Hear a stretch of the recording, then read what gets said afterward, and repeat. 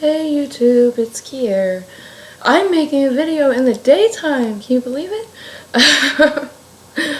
I have completely fucked up my back. And it happened Friday, I think.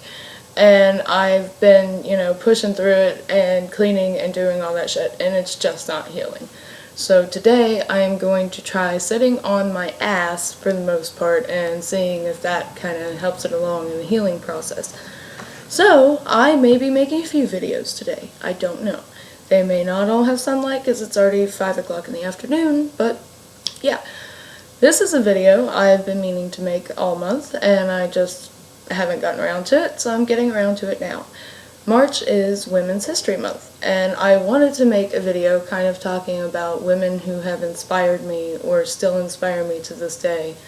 And yeah, so I'm going to start with the women here on YouTube. There are a lot of you out there who have really been an inspiration to me in one way or another. You guys are so honest, so real. You talk about stuff that probably isn't always easy to talk about, and you do it with dignity and grace. And you guys are you're just amazing. And yeah, thank you. Thank you for being awesome. Thank you for telling your truths, whatever they are, and for inspiring me to do the same. Women in my family who have inspired me. Yeah, I have my door open, so if you hear loud rumbling, it's because I'm right by a very major street in Columbus and there's always cars. Anyway, women who have inspired me in my family. My great-grandmother, my grandma's mom, on my mom's side. Like I said, I don't really have anything to do with my dad's side. Hold on, let me kind of scoot you back there. Okay, my knee kept bumping the computer. Anyway, my great-grandmother was born in 1926, and oh yes, Suze, camera time. She was born in 1926 in a very small town in southern Ohio. She had a very rough start of things, and the rough parts of her life never really went away. She had a very tough life. But she always soldiered through it all. She had 4 kids in 6 years after she got married. And her husband, when their youngest was like a year old or 2 years old, left her with all 4 children, with no way to support herself, and moved in with her best friend and married her and stayed with her the rest of his life. And so here she was, with these 4 babies, more or less, and she had to, go out and work. They never really had money, but she did the best she could with what she had, and that was really the theme of her life. My Aunt Helen was pretty much the same way. That's my grandma's sister. She was a very strong person. She fought cancer for 5 years, first 5 years of my life. I never saw her healthy. I never knew her healthy. Some of my earliest memories are, trips to the hospital to be with her, and trips to her house, and calls in the night because they thought she was going right that minute, that sort of thing. But she always had a smile. No matter how sick she was always kind, and she always had a smile.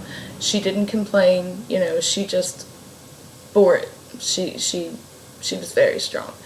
My Aunt Lila is probably, as far as her impact on my life, she probably had the biggest impact, because my Aunt Lila was sick for a long time with rheumatoid arthritis and things like that.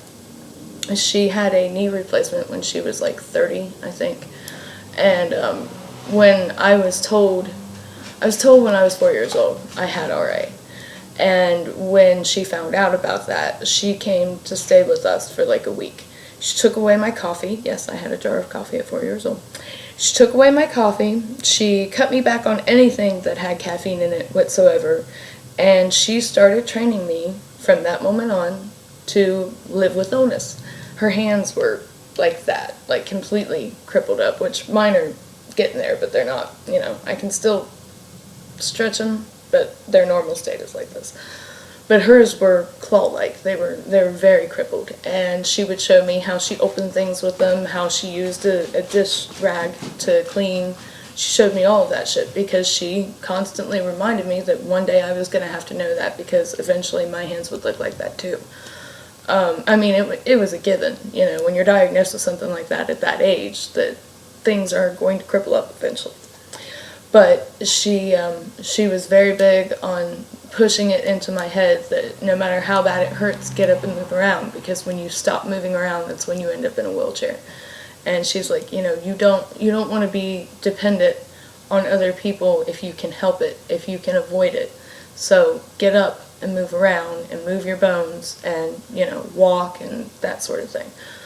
And even though she didn't know at that time, or even when she passed away, because she passed away when I was 16, even though she didn't know what the future held for me, the things that she taught me relating to that completely have gotten me through the worst days of my life so far. Anytime I want to just lay down and die, I can still hear her voice in my head bitching me out, telling me to get the fuck up, you know.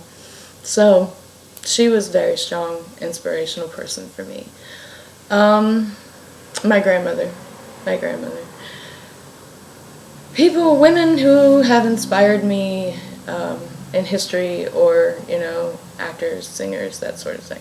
I look for inspiration everywhere. I shit you not. Like, I can be inspired by a completely fictional character if they're good enough. I look for inspiration all over. My writing inspiration, the person whose books got me started on writing novels, was Anne Rice. I love that woman. I love her sense of humor. I love hearing her interviews.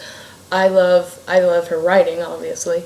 I just think she's amazing. Stevie Nicks. Yeah, Stevie Nicks is a big one. I kind of, excuse me, I kind of fell in love with Stevie when I was about 10 or 11 years old.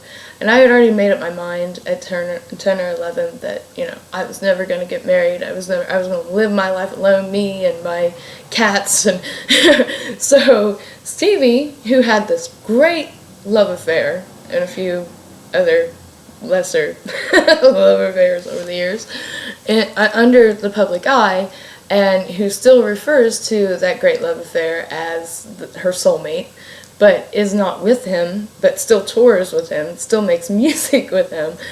She's just awesome. Everything about her is fucking awesome. Like, her wardrobe, I would kill for that woman's wardrobe. Her voice, her writing, her personality. She is just a strong, amazing woman to me, and I love her to pieces. I have the normal, like, Gloria Steinem, Margaret Sanger kind of inspirations there. But then I have inspirations that maybe aren't as well known, like Queen Eleanor of the Aquitaine. I don't know if you guys know much about her, but I think she was a badass bitch. Like, I love reading about her. I love what she was in her time period. She was a queen twice. She managed to manipulate the Pope at the time into giving her a divorce from her husband, who was King of France, Philip. Because she had like 4 daughters, I think, with him, 3 or 4. And she used that, saying, you know, our marriage is obviously cursed. God didn't want it, or we would have sons. If you don't let me divorce him, there will never be an heir for the French throne. And the Pope was like, oh my God, you might be right. And he granted her divorce. Well, the reason she wanted that divorce was because there was this guy named Henry who came to pay tribute to her husband, as he was required to do by law. And he was a rogue, and he had this attitude, and she just fell in love. He was younger than her, I think, by about 10 years. Like, he was pretty young compared with her when they first got married and all that. But she gets a divorce from Philip. She marries Henry. She gets him on the English throne because she was, by birthright, she had the Aquitaine, which at that time was like the biggest land dowry in Europe. And so she used her land and her connections she already had from being Queen of France. And there were like 4 or 5 contenders for the English crown because the king had died without an heir. And she pushed and pushed and pushed. She did the politics, she did it all, and she got him put on the throne. And then she became the Queen of England. And eventually, they had children. I'm sure you guys have heard of Richard the Lionheart. That was one of their sons. John Lackland. he ended up being like the only one that lived, and because she lived to be pretty old for her time period. She was in her 80s when she died, and she watched all of her children be buried except for John Lackland, he was not her favorite at all. But anyway, that's neither here nor there. She eventually, Henry decided to start, well, he had probably fucked around for a while, but he had a mistress that he fell in love with, and her name was Fair Rosamond. That's what they called her because she was so beautiful. And that, good job, Zeus, push my new book over, why don't you? Anyway, she was really, really pissed. You know what they say, hell hath no fury. She got her two oldest sons, Richard and Henry, to lead a rebellion against their father, which was unfortunately unsuccessful, and they weren't really punished too much, but she was put into a castle prison. Didn't really look like a prison. It was a castle in Salisbury. She wasn't allowed to leave until Henry died, that sort of shit. But, I mean, she was just, and we're talking, this was the 12th century. So, you know, she had balls. And then, of course, you know, Cleopatra and that sort of thing. The first Elizabeth, I think there's more to her than we will ever know, but for her time period and for what she did, she was pretty badass. There are a lot of women, past, present, and future, I'm sure, that I take inspiration from, and that in one way or another I have learned lessons from. Be it from a 5-minute video I saw of them on YouTube, from a lifetime living with them in my family, or from a mass amount of books that I read because there was something about them that was awesome. And I feel like that's something to celebrate. I feel like all of us women who inspire each other in some way or another should acknowledge that and should talk about it and should, you know, just kind of be like, hey, you're a bad bitch. But yeah, I actually intended to split this into 3 parts and to go more in depth with it, but I didn't want to like bog you guys down with my sister power kind of thing. So I'm gonna leave it at that. If you guys want to send me comments or make videos or whatever talking about women who have inspired you in one way or another, I'd love to hear it. And yeah, hope you guys have a beautiful week, and I hope you all remember to smile.